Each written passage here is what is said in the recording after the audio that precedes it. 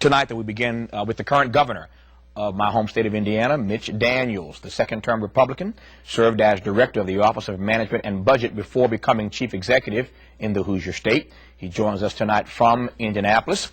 Governor, good to have you on this program, sir. Love hearing you call it home, Tavis. I hope you don't mind us bragging on you. We're very proud of all you've done. You can do that all day long. You won't offend me. Let me start by saying that a little birdie told me that the governor is dressed rather casually tonight because he drove his motorcycle to work today. Oh, busted, huh? You weren't supposed to see, that there are jeans on down below here, so I thought I might get away with it, but apparently your sources are as good as always. So you are a motorcycle enthusiast?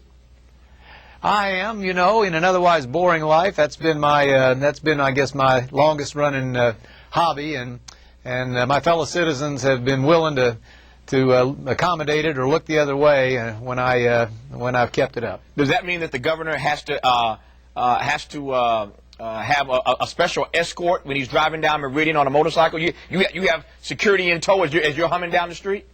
They're back there somewhere. I told them they didn't like this idea much, and that's the first time they'd ever had to deal with it. I said, well, look, y'all aren't getting on here with me, so you can follow me if you like. And my friends in the Indiana State Police have shown good humor about it too. And of course, you're wearing your helmet every time you get on your bike. I am, encouraging everybody else to do the same. Fair enough. How has my home state of Indiana been impacted by this recession? We were hit hard and suddenly. We were at full employment, just booming along 2 years ago, being described as an island of growth in the Midwest and so forth. But we're a big manufacturing state, as you'll recall, and dominant state in RVs, for instance, as well as autos. And so we've fallen down to around the national average. We're the lowest in the Midwest and really receiving a lot of jobs from neighboring states, but that's no consolation. We won't feel at all good till we're back where we were. So what have you had to do as governor to balance the books then? Well, fortunately, we came into this with some money in reserves. We're a little out of phase. Actually, Tavis, 5 years ago, Indiana was broke when everybody else was flush, and so we had our first order of business really was to get things back in balance. We really put the brakes on spending, and fortunately, we're able to get everything paid off, current, and then had some money in reserve when the hard times came. We're paying our bills, and we're holding on. We got a AAA credit rating for the first time in state history, but we'll be really glad when we can see a recovery coming, because even we will run out of ways to economize eventually. As I mentioned earlier, Governor, you happen to be a Republican. There are other governors, your Republican colleagues, I should say, who made all kinds of news for turning down stimulus money. A lot of politics and some of that, but there are Republican governors who turned down stimulus money from Washington. What was your decision in Indiana? No, we said if they send a check, we'll cash it, and we did. I personally did not quarrel with the idea a year plus ago of the federal government trying to do something on the fiscal side to go along with what the Federal Reserve was doing. I do feel there were big defects in what they did, but we accepted the money with one or two exceptions, and we've tried to put it to the best use we could. What did you make, though, since I raised that, of the politics that were played around that issue by certain Republican governors in the country? I'm not going to criticize anybody who looked at things a little differently. Clearly, there were very serious defects in what Congress did. I'm not sure what Congress produced was really what President Obama had in mind to start with. As you know, a huge percentage of this money hadn't been spent yet, and it's a fair point that you really can't point to any jobs other than some in government that this bill ever saved or brought back. But I understood the need to make some kind of attempt. I wish they'd done it a little more sensibly. I hear your point about not criticizing your Republican colleagues that sit in governors' offices. Let me ask the question another way.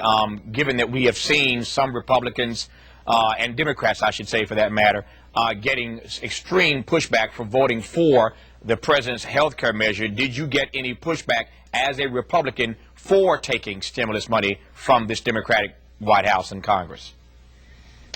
Not much, if any. Again, I hope that our fellow citizens here and recognize that we've taken the best care of the taxpayer dollars we know how. We're not going to waste a single one if we can help it, and that we're just trying to be good stewards in our 2.2% of America. And you know, best I can tell, folks here do appreciate that Indiana's in a lot better shape than most states, and that it hadn't been easy to do, but they recognize you have to make common sense decisions if you want to stay that way. Since I mentioned health care, Governor Daniels, what's the impact of this newly passed health care legislation going to be on the state of Indiana? Tavis, I'm very worried about it. It's going to be very severe in my opinion.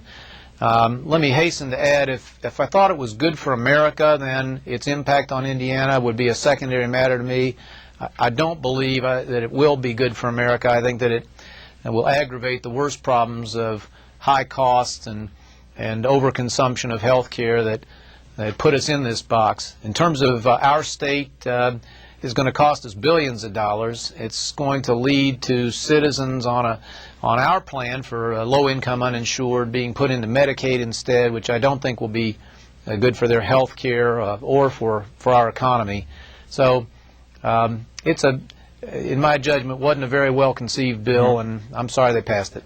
I'm going to take then from your comment now that you are opposed to this legislation, this health care legislation. I'm going to take that to mean that Indiana was doing a better than average job of making sure that most Hoosiers had health care? Well, we feel we were certainly gaining on it. We have a program that of ours which is very different than for example, this new national program. It's based on individual accounts for low-income people. They manage their own money, their own decisions, and then are totally protected if there's a very expensive health care event. And it's very, very popular with the 50,000 people, the first ones to enroll. 99% of them want to continue in it. By the way, Tavis, we're accumulating evidence now that confirms what your common sense would tell you, that people of all income levels, all socioeconomic levels, can make good decisions for themselves. They don't need a condescending state to make them for them. The people in this program are going to the emergency room less. They're using generic drugs more often. They're taking care of themselves preventively. And I'm just sorry that national policy didn't trust people with their own to be autonomous in their own decision making more than it did. 50,000 is better than 0, so it's not a bad number, but I guess you have to juxtapose your comment now, Governor, against whether or not most Americans, Hoosiers included, do have insurance, and if they don't, when they run to the emergency medical room and they have to have these last-minute expensive procedures, the rest of us end up paying for it. So if not this effort to reform health care, something had to be done, yes?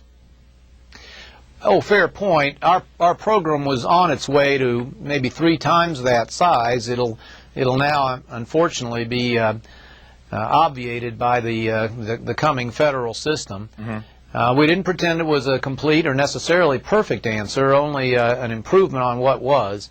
And back to the point you made. If this program reaches its full maturity, mm-hmm. it could handle 1/3 to 1/2 of the uninsured, long-term uninsured problem in our state. Mm-hmm.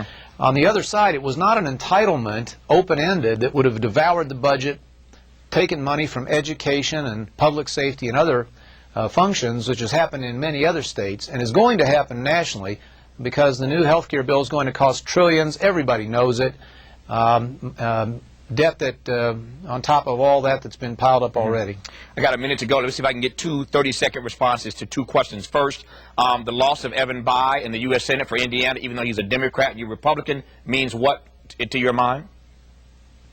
Not sure. Depends who replaces him, but there's some very good people running. I know we'll be well represented, and I believe by somebody in the mainstream. And finally, as I mentioned earlier at the top of the conversation at least, your name is starting to float around now as being a part of a ticket, number 1, number 2, but on a ticket as a governor who's done a pretty good job in Indiana. And of course, President Obama won Indiana, which made history in and of itself. But what were your thoughts about your name being on these lists for Washington? It just shows how slim the pickings are, Tavis. I don't know what else to make of it. You know, we're working hard trying to make your home state noteworthy and stronger. We think we're making a heck of a lot of progress. That's where my full attention is and will be. Well, your answer notwithstanding, if you end up on that list, I expect to talk to you on this program. You'll be the first to know. I don't believe that, but I'm going to hold you to it anyway. Governor Daniels, good to have you on the program. Thanks for your time, sir. I enjoyed it. Appreciate it. Up next, former Friends star Lisa Kudrow. Stay with us.